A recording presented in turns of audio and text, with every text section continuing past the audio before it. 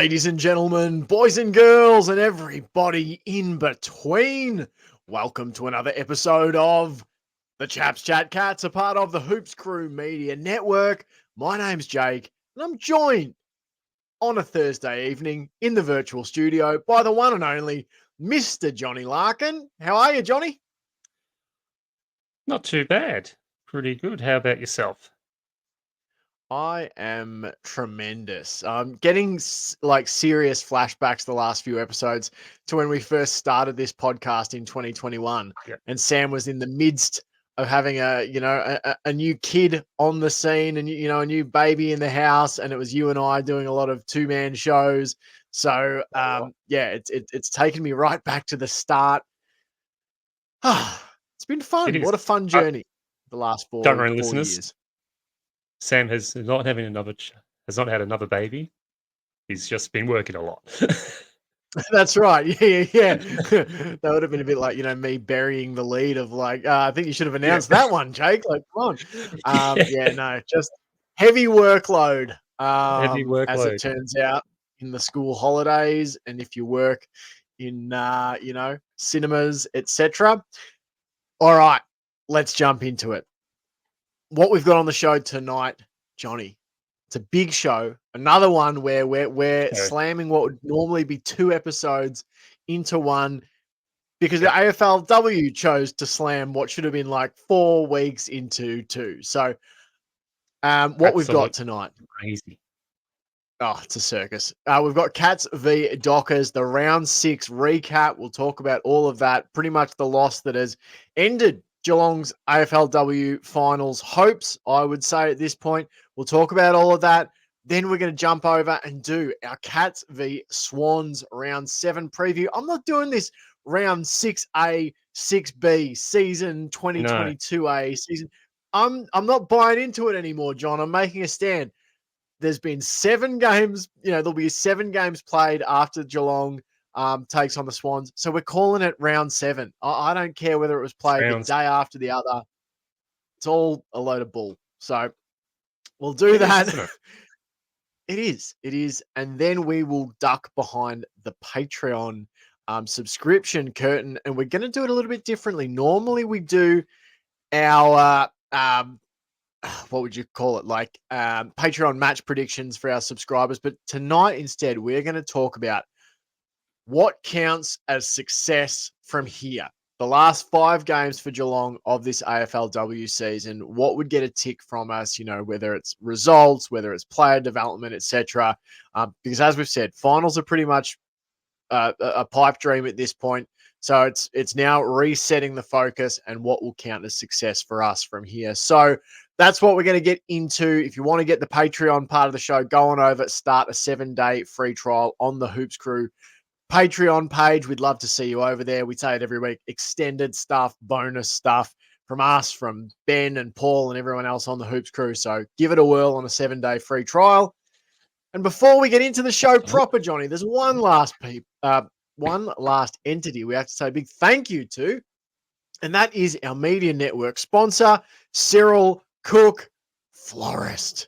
Big thank you to them for jumping on board and becoming the media network sponsor of the Hoops Crew. You can visit their website at www.cyrilcookflorist.com.au. That's Cook with an E. You can phone them up on 035 222 2244, or if you want to make use of our very special Hoops Crew offer code, go on over and visit them in store at Shop 1211 Leather Street in Breakwater. Tell them that the Hoops Crew sent you, and you will get 20% off your next in-store purchase with Cyril Cook Florist. And we thank them very, very much for their sponsorship of the Hoops Crew Media Network. But let's get into it, Johnny. I want to do my last bit of talking before I hand pass to you. And that is, it is my duty to read you the summary of how things went down on Here we go. Tuesday night. So I'm still reeling of what day these games were played. But this is how it went down. Geelong, they really started like a house on fire. All the play was running their way. They kicked 4 behinds in the first quarter. to no score from the Dockers. It was Georgie Prasparkas. It was a rush behind. It was Julia Crockett-Grills and Aisling Maloney all not registering a major. So they're up 4-0. They scored another 2 behinds to Aisling Maloney, and Aisling Maloney again after 6 minutes of the second term. It was Aisling Maloney who finally got a major on the board for the Cats at the 8-minute mark of the second quarter. And at that point, Johnny, they had severely outscored, outplayed Fremantle. They'd had 7 scoring shots to none. Unfortunately, the majority of those had been behinds, and they were punished, unfortunately, for not slamming the door shut, because in the space of 2 minutes, Tanisha Kikowak and Hayley Miller goaled for the Dockers to bring them level. And all of that first half of hard work was undone for the Cats. Geelong did kick it out with a behind to Georgie Prasparkas and a goal to Shelley Scott, but Fremantle had the answer again right before halftime. A goal to Gabby O'Sullivan drew it back to just a 1-point game, and there were ominous signs. And it pretty much went downhill from there, Johnny. Unfortunately, it was a flurry of scores to the Dockers, a behind to Gabby O'Sullivan, 1 rushed, 2 rushed, a goal to Sarah Verrier, 2 behinds, 1 to Tanisha Kikowak, and 1 to Aisling McCarthy. The Cats had a chance to get back in it. They kicked it behind, or had 1 rushed, rather. Hayley Miller scored a point for the Dockers. Then Gabby O'Sullivan scored her second goal of the night. That pushed the lead out to nearly 3 goals. Fremantle going in at three-quarter time up 5-6, 36 to 2-8, 20. You could have argued that maybe the Dockers should have been further ahead, given that they'd managed 2 goals, 6 in that third quarter. Geelong's 1 behind. It was the Cats who got the first on the board in the final term to Zali Friswell, but the majority of the scoring thereafter was done by Fremantle. They got a couple of behinds. Geelong got 1 back to Aisling Maloney, and then it was the Dockers who put the nail in the coffin. A goal after 17 and a half minutes. Aisling McCarthy, I think I called her Aisling before, all these names. A goal to McCarthy nearing the end. That really, as I said, put the nail in the coffin. The Dockers won 6-9, 45 to Geelong's 3-9, 27. Cats would need pretty much a major miracle from here to find their way into the 8. I really think it's probably best if we just don't talk about it anymore and reset our focus, but we've got to pour over our thoughts on this one, Johnny, as the Cats fall to Freo in a finals hopes crusher. What were your takeaways? It started off exactly how I was hoping it would start off, with great effort, great energy, great pressure, had all the ball inside our 50. Unfortunately, we just couldn't put it through the big sticks, and the longer it went on, I was like, "Oh, this isn't good. This isn't good." And even the commentators were saying, like, "What's the bet? Dockers are going to go straight down the other end and score the first goal." But that didn't happen, and I was thinking, "Oh, yes, we've got the first goal in that second quarter." I was like, this could turn it around. This could be a really good stepping up point for the Cats. But as the second quarter went on, that sort of had an uneasy feeling that the Cats' pressure was slightly reverting back to last week's games pressure, where a lot of players gone at one opposition player, and then there was a whole heap of them on the outside. Just had a sneaky feeling that was happening yet again, and it sort of did happen. They got the next 2 goals, as you said, and I was like, "Oh, this isn't good. If we just need another one here to steady the ship, not let them get a late goal." Um, and we got one, and then they got another one, and sort of after that, it just really fell apart for the Cats. Where again, as I said, we just that pressure was just not in the right areas. Like too many players were pressuring them, or they were letting Freo get to the ball first and then trying to tackle them, and then the tackling wasn't as strong as it usually is, and able to get a ball, quick handball out to the other side. So yeah, Fremantle went in with a plan and tore us fairly well apart. And in that third quarter, it's like that third quarter was very difficult to watch. All that hard work amounted to not much, and it was quite disappointing and frustrating to see them not be able to carry out the entire game. And it was especially after last year's great season, going to the prelim, expecting a lot more this year, and it just never materialized, unfortunately. And that ruck situation is definitely pretty dire at the moment. But yeah, it's just one of those games where I was very hopeful at the start. I was thinking this is really excellent form. They're looking good. They're getting the pressure on. They're getting attacks in. Just couldn't score, and then Rio just took control really, and were able to do what they needed to do. And the other major issue that I've noticed is our marking is quite poor at the moment. Not able to hang on to marks and letting the pressure get to the Cats. Because if you take a mark inside the center square, you've got time to turn around and look for your options. But so many times the Cats just dropped a pretty straightforward mark, and then Freo were able to apply the pressure and turn it over, whereas Fremantle weren't doing that. They were marking nearly everything and turning those marks into good kicks inside 50 and using their speed and their skill. So, yeah, it was just another fairly frustrating, disappointing game from the Cats. And I was hoping they would be able to turn it around, and they did for a quarter and a bit. And then Freo were able to work out what to do and got the better of us.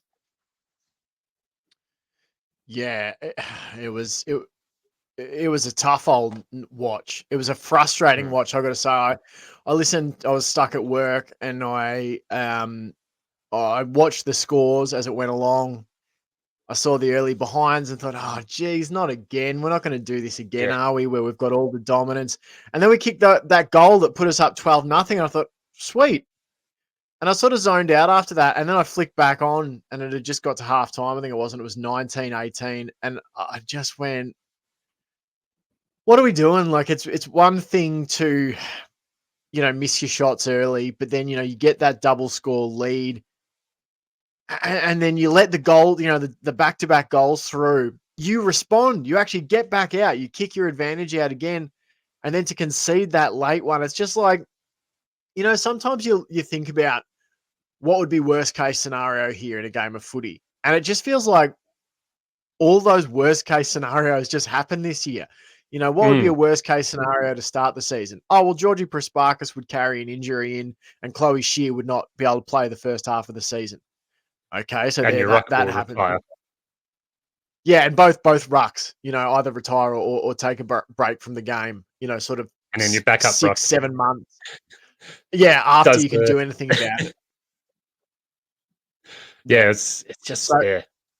and then I've just I've in always game, been Johnny. yeah. Like I've always been one of in those game, it's like all those moments where it's like, let's score.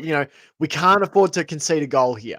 We absolutely, or we just need to get to halftime, and of course we concede the goal, or we just really yep, need to kick one here, and we turn it over in the forward 50, or we miss a shot. It's just like the things that can't happen keep happening. keep happening. Yeah.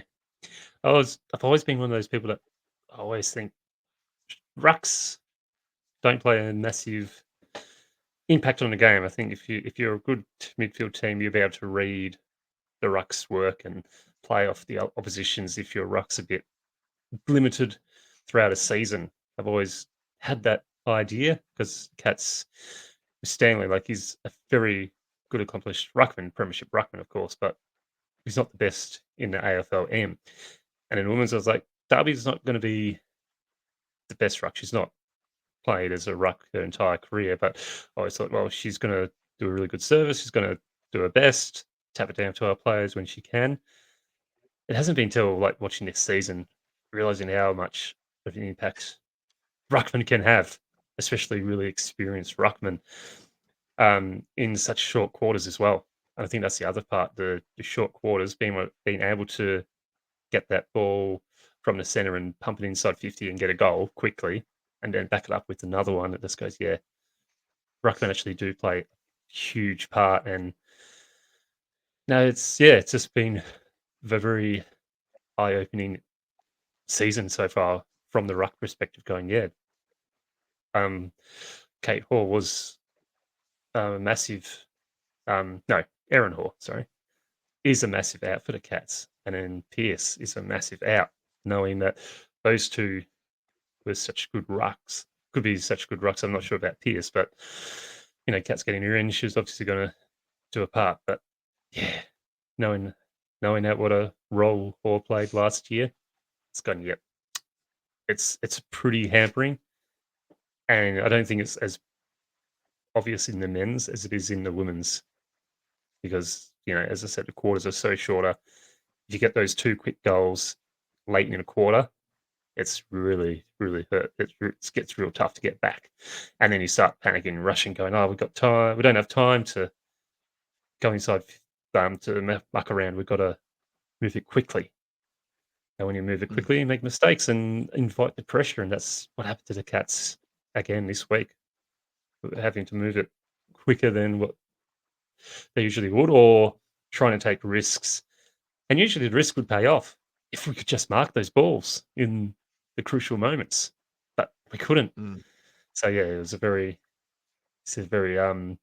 frustrating, tough one to watch. Glad I watched it live, because I don't think watching it on replay would be pretty difficult, as you had to. But yeah, wasn't the most fun I've had watching a game back this season. I think it's just there's so many elements really you could sort of talk about with it. The absence of Amy McDonald was huge. I think you realize what a great defensive role she plays around stoppages, where she might not win the clearance every time, but I feel like she's really good. She's often the one that's, laying that tackle that forces the next stoppage. Yeah. And I feel like Fremantle really had control in this game. When they wanted to break away from the clearance, they did so. When they were happy to try and run the clock down by just creating ball up after ball up, they had the answers there. So we couldn't extract it. At times it looked like we were stuck in quicksand there around the stoppages. And then at other times, when we wanted to hold it up to slow the pace of the game down, I don't think we could. And Fremantle really dictated it. You talked about the marks. Geelong had 7 players without a mark on the night. Fremantle had 4 players without a mark. The hit outs, you talked about that. 52 to Fremantle, 21 to Geelong. The clearances were lopsided as well, 32 to 21. And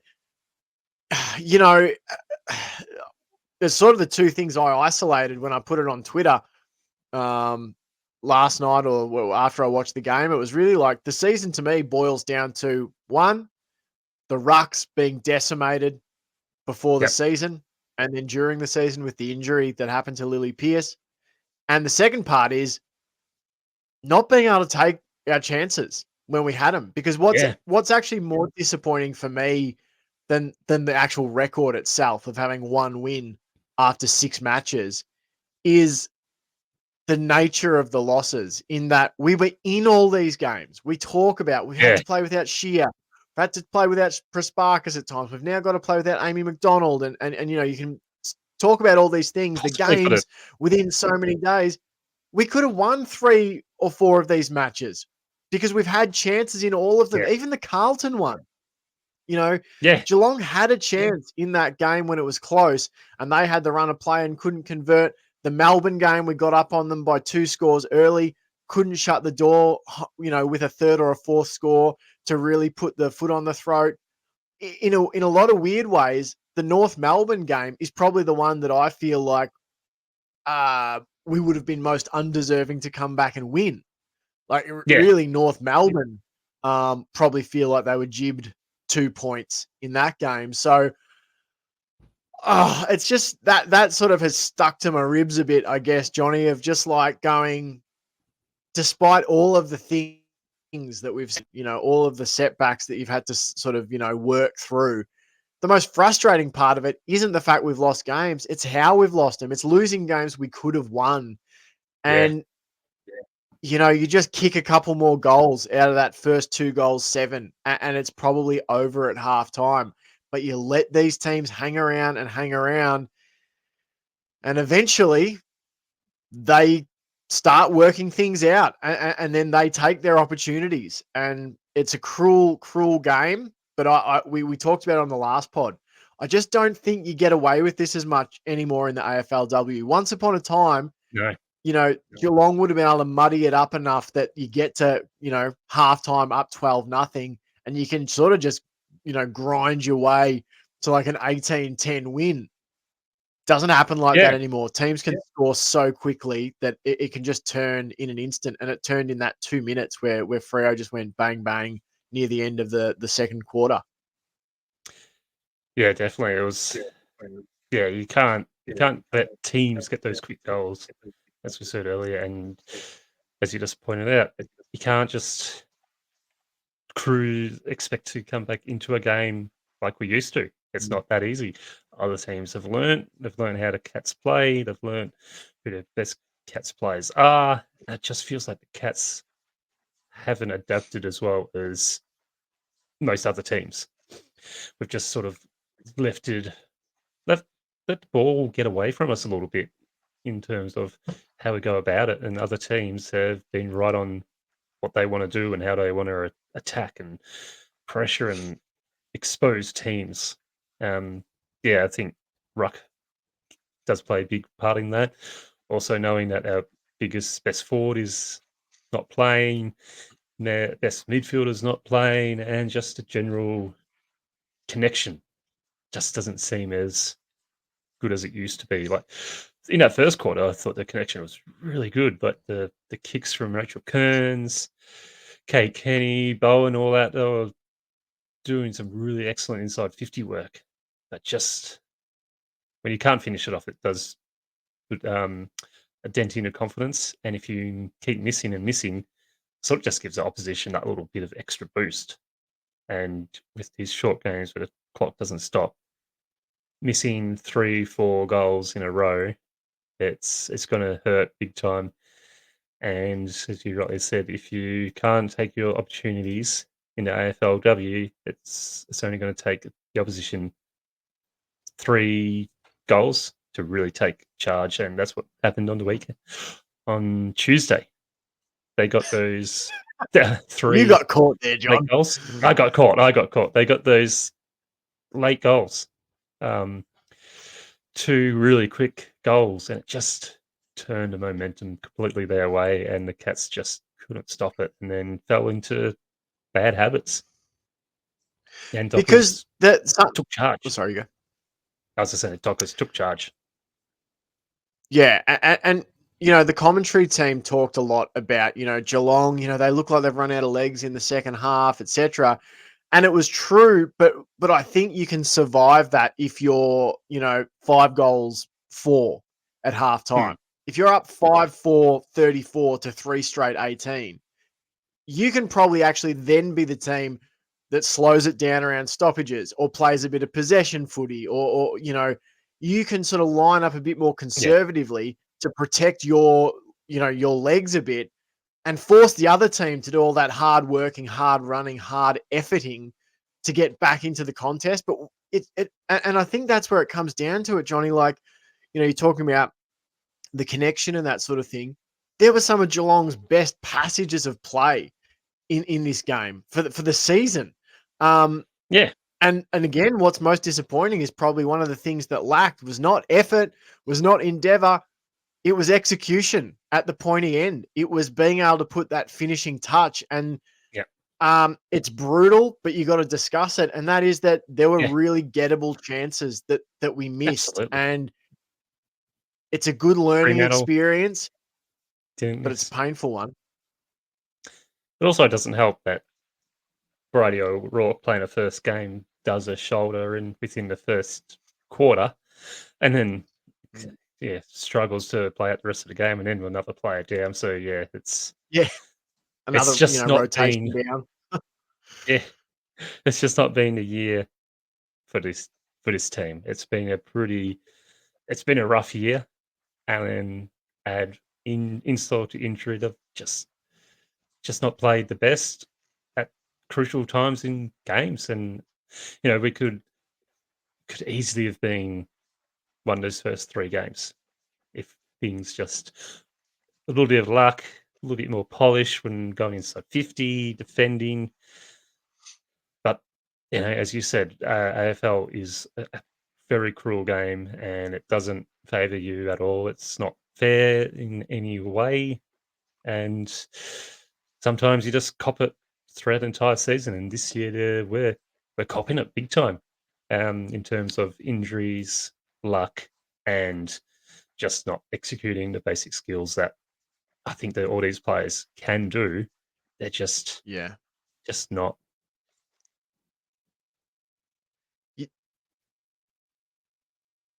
You, you look at I was just gonna have a quick look at this, Johnny. Here, this is in the Melbourne game. If you have a look at this one here, this is the Melbourne, the score worm.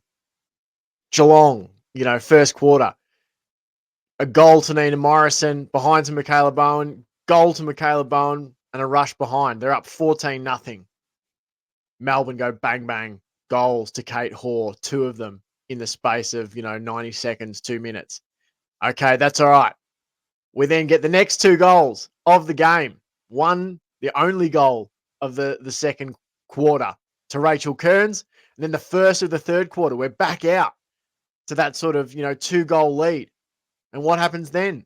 Melbourne, Kate Hoare gets a goal. We get one straight back. And then bang, Sinead Goldrick, bang, Blythen Mackin. And Melbourne hit the front at 3/4 time. And we don't get a goal till late from Jackie Parry that pulls it back. You look at the Carlton game.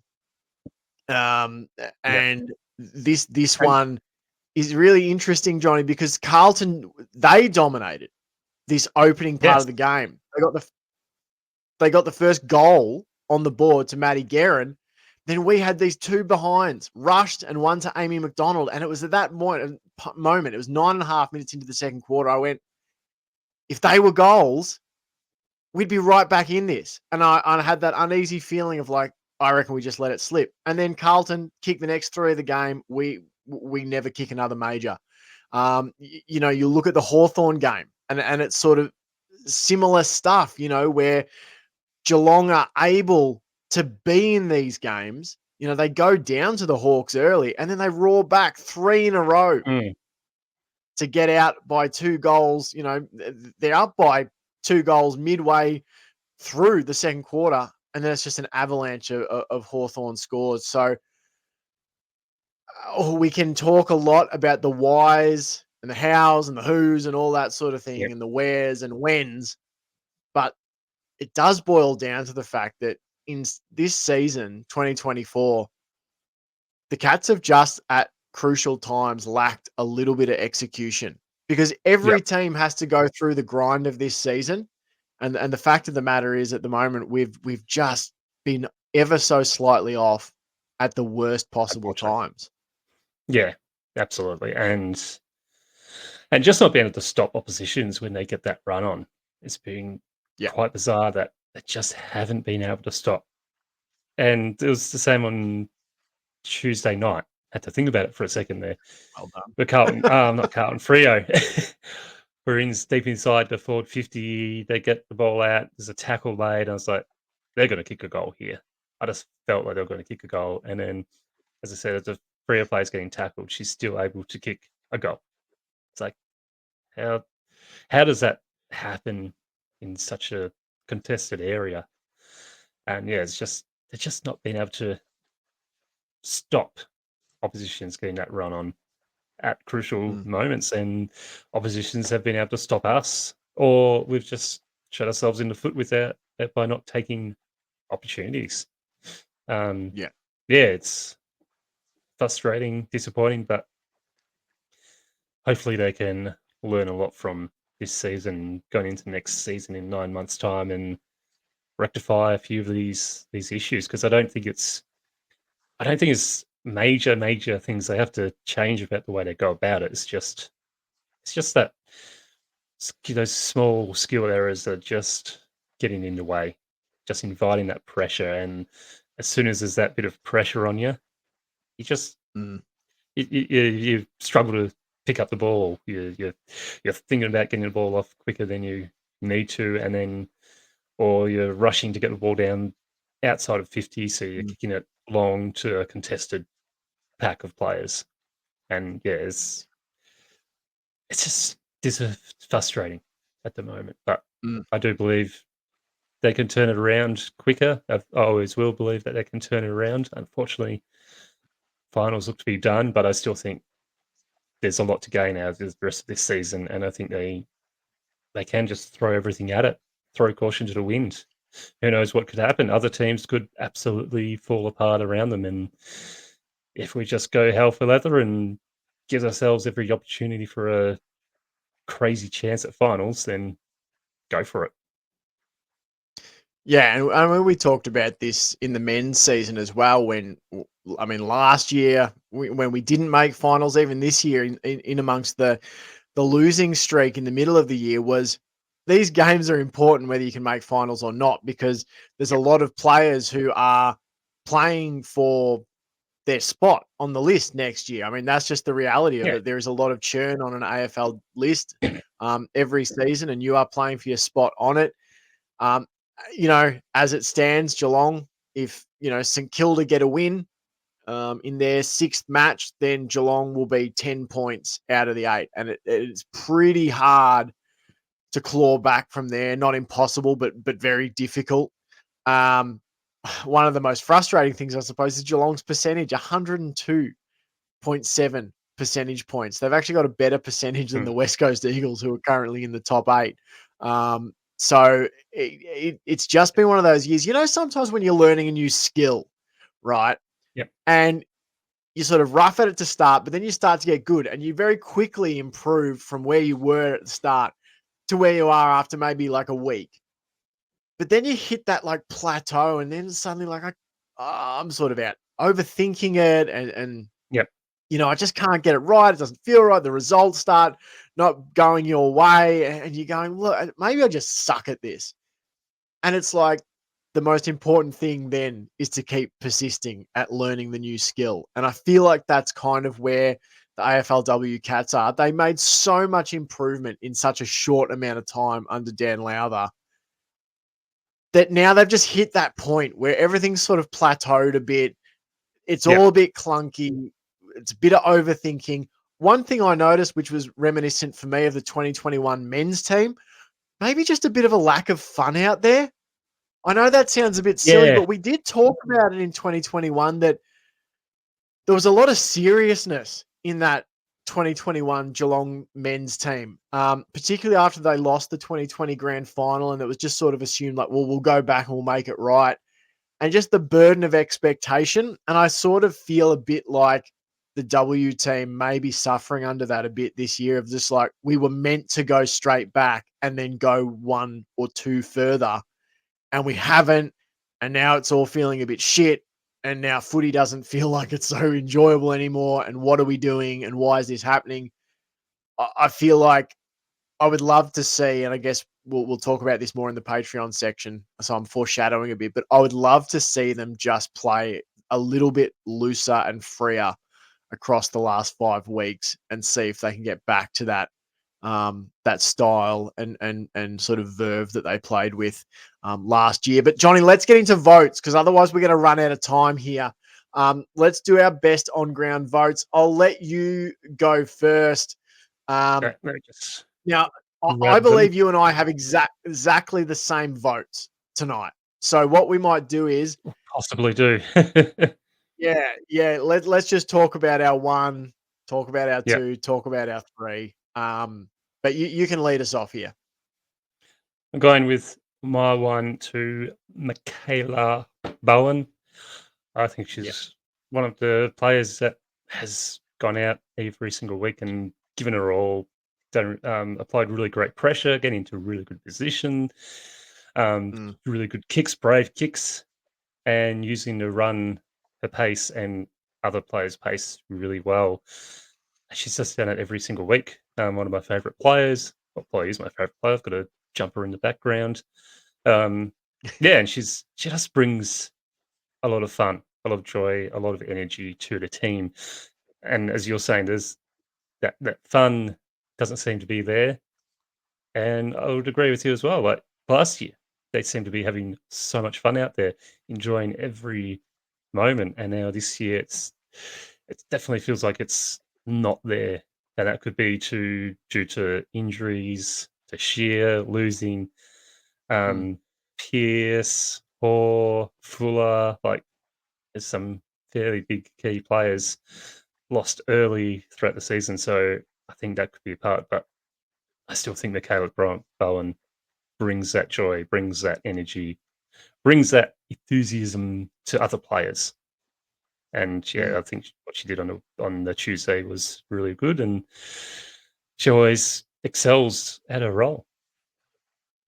Oh, good on you. You said Tuesday again. You didn't let it get I did. get you I caught out nearly there. at the weekend again. I was very close. I went Michaela Bowen for my one vote as Nice. well. I think she's really been one of Geelong's absolute best this year. I think she's been one of Geelong's best pretty consistently since Yeah, arriving at Kardinia Park. 20 disposals, 4 marks, 3 tackles, a clearance, 242 metres gained, played 95% time on ground, only less than Becky Webster and Aisling Maloney. So, yeah, I just thought she was exceptional. Again, a real leader for this Cats team. So, yeah, continue to like watching her play footy. And, yeah, one vote for me. I went with Becky Webster me too. um, with my 2 vote. Straight What did surprise. you so what did you like about Becky Webster's game, Johnny? It's just similar to Bowen. She's always gone out and put her best foot forward every single game. Good intercepting, good pressure, and just trying to be that release out of defensive 50, half back, going and being Mm. courageous. She's always looking to take on that really courageous, dangerous ball through this middle or to another player that's in a really good position that if it turns over may result in the opposition goal. But she always persists with doing that or taking the game on. And she did again this weekend. Oh, I did it again this Tuesday.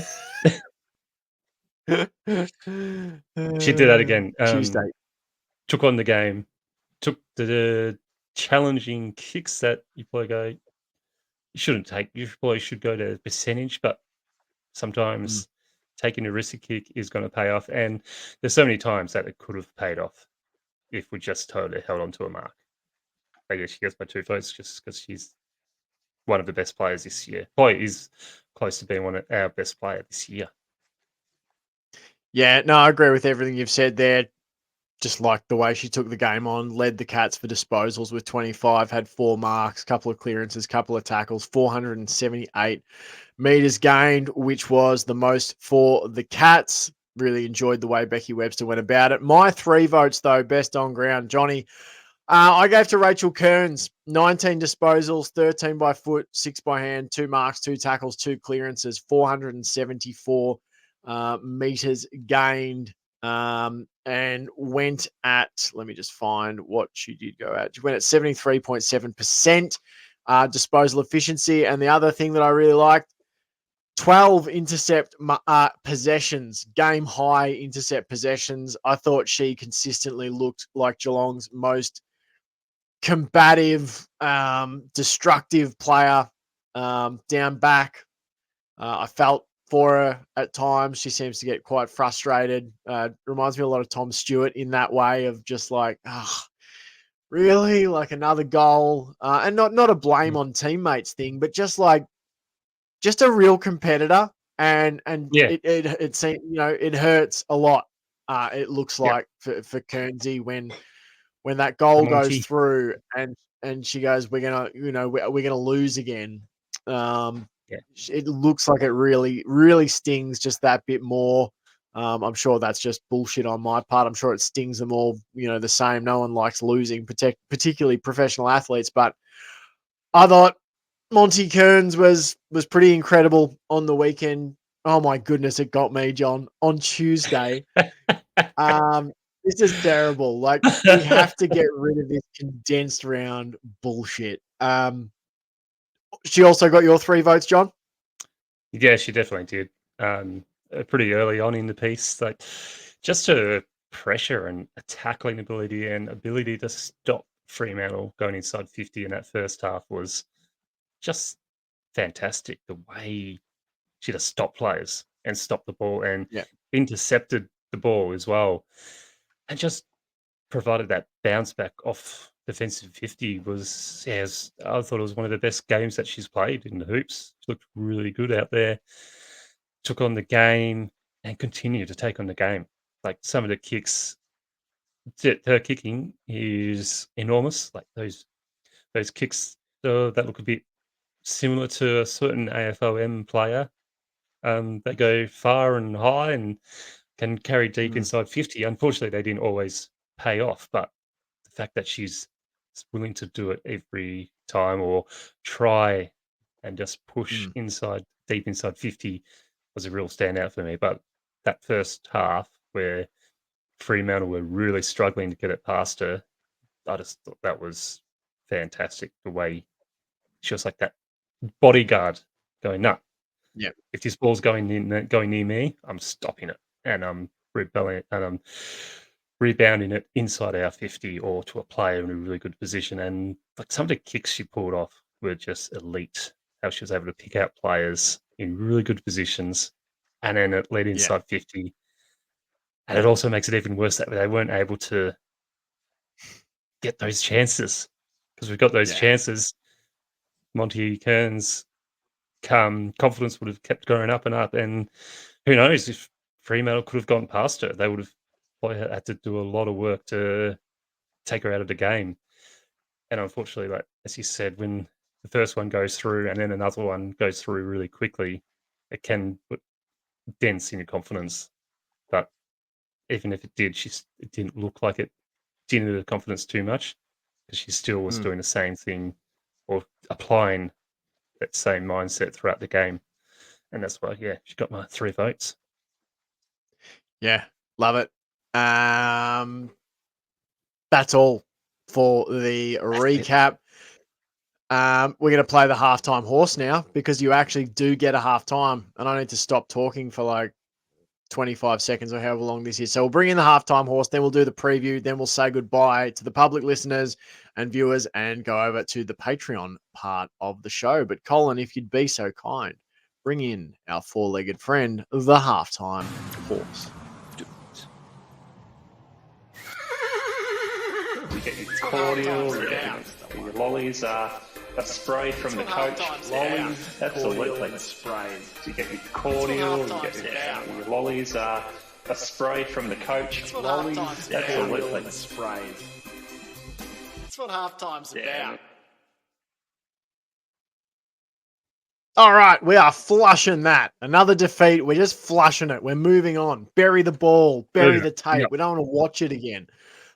So let's dive into round 7. No, not 6B, round 7. It's the 7th game, therefore it is the 7th round of competition. I don't know what they're trying to get at going, we had 10 rounds in 11 games. But not on this podcast. Ragged. We're taking a stand. It's round 7. Geelong traveling to play the Swans. This caps off the condensed circus of the last 4 matches, up to the Gold Coast, back down for a double homestand against the Hawks, and Dockers now up to New South Wales to take on the Swans. Johnny, it's an interesting one, this game. The Swans, we're only 2 points behind them, so we could actually jump them on the ladder. They're 2-4 from their 6 games. We are 1-4-1. What are your thoughts and feelings going into this one? Because the Swans have lost a little bit to injury as well the last week or so. Yeah, as I say every week, feeling pretty good about this one. It's up in Sydney. And as I said, I think we've just got to chuck caution to the wind and go for it. We just got to go, you know what? Let's not worry about what's going to happen at the end of the year. Let's just go for it. Other teams could absolutely kick the bucket and lose games completely around us. And who knows, if we get a few wins, there's still maybe I have no idea. I haven't done any ladder predictor or done any mathematics behind this. But I think if there's a slight chance of possibly making the finals, I think the Cats just got to go out there and play like they haven't played this year and just go, you know what, let's just go out there and smash this team. Let's hurt a few bodies out there and do some damage to the opposition. And I think, yeah, I do believe we can win this one. As I say every single week, and I'll continue to say that every single week. I think this team is good enough to win this one. Having 2 losses at home absolutely sucks. But this is a good time to turn around, go up interstate and get a really good win like we did last time against Gold Coast and Sydney in a similar position we're in. As you said, they're only 2 points ahead. Their percentage is not great.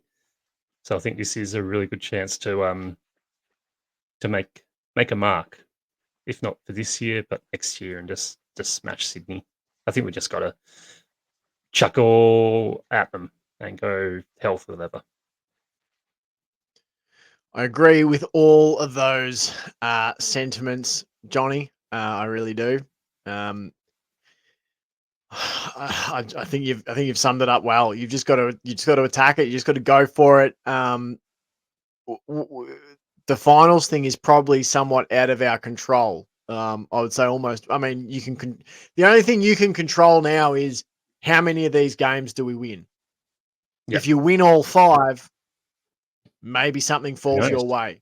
But the only certain future this Geelong Cats AFLW side has in 2024 are the next 5 matches. That's it. And then that could be all for some of these players until August next year in terms of games. Yeah. You know, your footy could be done at an AFLW level until August next year.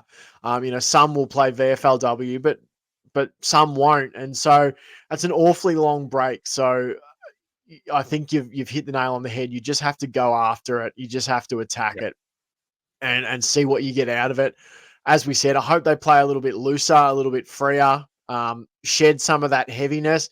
At the end of the day, if you don't win another game all season, it is what it is. But at least go out and play your way with the mindset and the style that you want to play. Try and work on the things maybe that haven't worked. Maybe some of that execution inside forward 50. Maybe, you know, not that switch off, whatever that is. Whether it's a structural issue, whether it's a psychological issue. You know, allowing teams to score and score quickly and frequently. Try and shore up some of that. But apart from that, just go and as you said, throw caution to the wind and have a crack at these last 5 matches. We'll talk about some injury updates here, Geelong. Johnny, poor old, I almost called you Geelongy. Like we do every week, it feels like at the moment. Yeah, exactly. Another injury update. Every week, every 3 days with these games, John. So Bridie O'Rourke, expected to miss at least 3 weeks following a collarbone injury suffered on Tuesday night. Oh, it's so unfortunate for her. It is. It's an undisplaced fracture, which does not require surgery. At this stage, we're hopeful Bridie will be available for selection in a few weeks' time, is what they've said. So we can sort of pivot from that, Johnny, because there's no more news from like the Chloe Shear front or the Amy McDonald front yet on the Cats website. So we can pivot that straight into team selection. The Cats have named an expanded squad for this game on Sunday afternoon. It's at 3:05 p.m. at Henson Park in Sydney.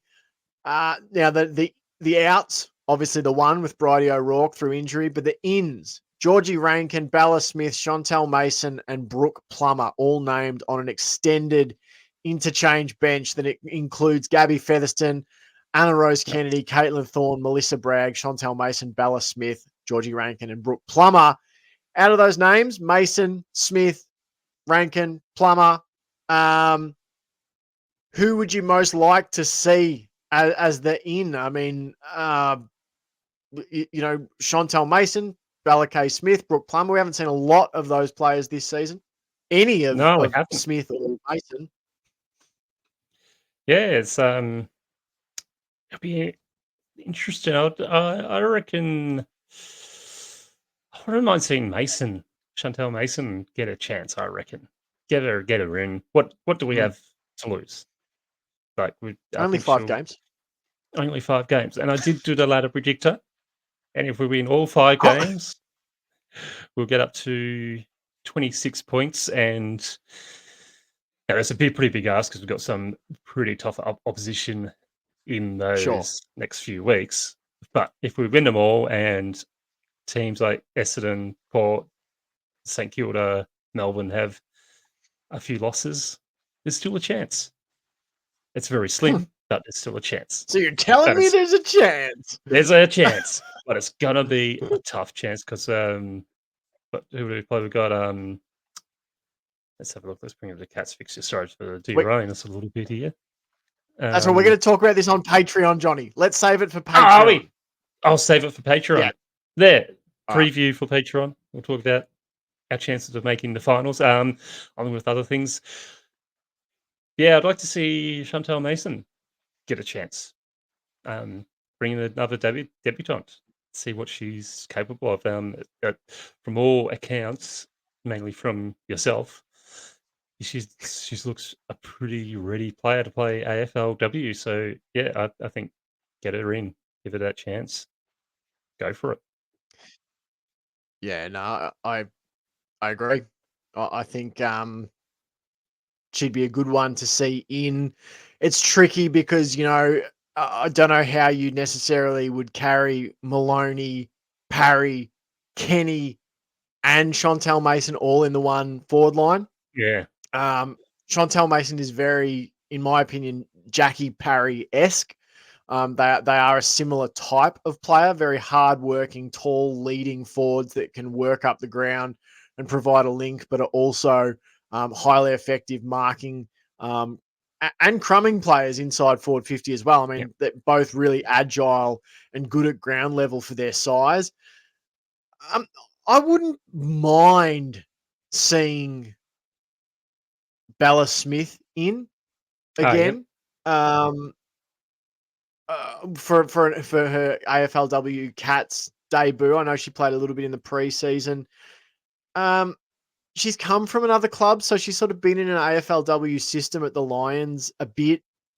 Yep. So I wouldn't mind bringing that in around the squad. Now, I'm not saying I don't know who you would necessarily knock out. I guess Bridie O'Rourke, you know, is the out that you've got one guaranteed in for. So I wouldn't hate seeing Bella Smith in because she is sort of another strong-bodied kind of midfield player that maybe could help around those stoppages a bit, you know, bring a bit of that tackling and defensive pressure. I wouldn't mind seeing that at all. Yeah, I think that would be good. I mean, any of them would be interesting to see, but they're 2 players we've just talked about in Chantel Mason and Bella K. Smith that we haven't seen yet in AFLW Cats colours. It's nothing against Rankin or Brooke Plummer, but they're players we just haven't seen yet, and it would be fun to see them debut. And is that sort of? Do you have any thoughts to add? I think I do on what we want to see. Did you want me to go first on what we want to see, or have you got something in the chamber? Yeah, I'll just say I would also love to see Georgie Rankin back out there if we can find a spot for her. If had a gun to my head and said pick one player you'd have in this week, it would probably be Georgie Rankin. I think she brings similar energy, enthusiasm as Bowen does, and I think that's what the Cats are missing at the moment. But yeah, go for what we want to see. I also just add with Georgie Rankin too. I feel like she's been pretty good down back this season. When she's played, you know, as part of that defensive setup. I know she also can get forward and play up on a wing and all that sort of stuff. But I wanted to talk too a little bit. I don't want to get into it too much because I don't want to sound too negative. But you know, we had again some disposal efficiency issues down back. Megatron and Claudia G. 50 and 40% disposal efficiency last week down back, which not ideal, I suppose. From two quite experienced campaigners. And now, look, some of that isn't, you've got to put into context. Sometimes there's more pressure on them than there should be, because, Fremantle's forwards were doing a good job of applying pressure. But I would, I would have liked to see that a bit higher. What I want to see, I want to see more of, I want to see more of Kate Kenny outside of attacking 50. I know she came into this team sort of really renowned from, Gaelic football as having this killer instinct around goal, snapping chances up and really being, right spot at the right time, real poacher's instinct. But some of her best work has actually come from mine, kicking from the middle of the ground, whether that's central or out on a wing, into attack. She's got an absolute raking ball when she kicks things. That bit of play she had where she sold the candy and the player just went zipping past and then she just laced a beautiful kick. She's done that a few times now. There was one the week before when she set Parry up for a chance where she won a ball. I think it was maybe in the Suns game on the defensive side of the center square and just launched this perfect ball. They talk about in the NFL dropping the ball in the bucket, on those deep shots just over the shoulder of the wide receiver and they catch it in the breadbasket sort of thing. It was like that to Parry. So I think there's multiple ways that you can use Kate Kenny's skill set, and I maybe wouldn't have thought so coming into the year. So I think she's got some elite field kicking that, I suppose I can suddenly see different ways of utilizing her, and it's not just inside forward 50. We've already got someone like Aisling Maloney who is so willing and able to take a chance. I've really liked how Kate Kenny is sort of warming to AFLW footy. So I'd like to see more of her. I'd love to see her sort of get 15 touches or something this weekend and see what sort of damage she can do with that. What about you? What do you want to see? I want to see. What do I want to see? I want to see Goals? I'm going to. Yeah. I just like to see Aisling Maloney tear it up again.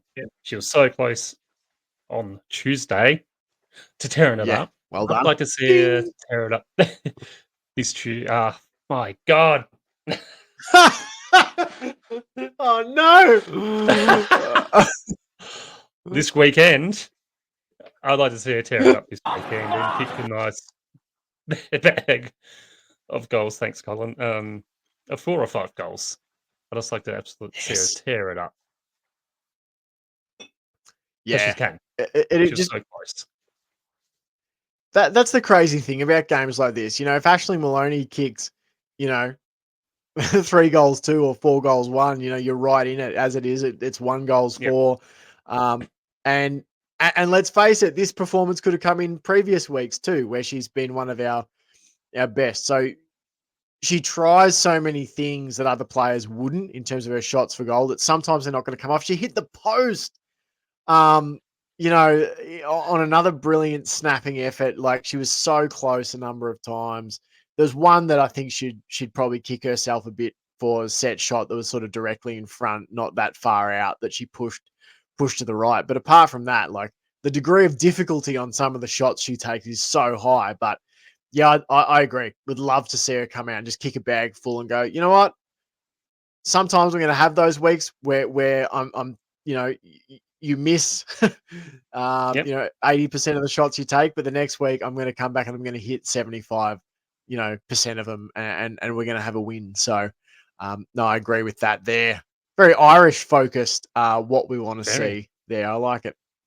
All right. That's all from the public part of the show. We're going to go now over to Patreon. We're going to talk about what we want to see from the Cats in the final 5 games that would make this season a success, or at least not this season, but the last 5 games would be a success for us. So we'll talk about that. Start a 7-day free trial if you want to hear that part of the show.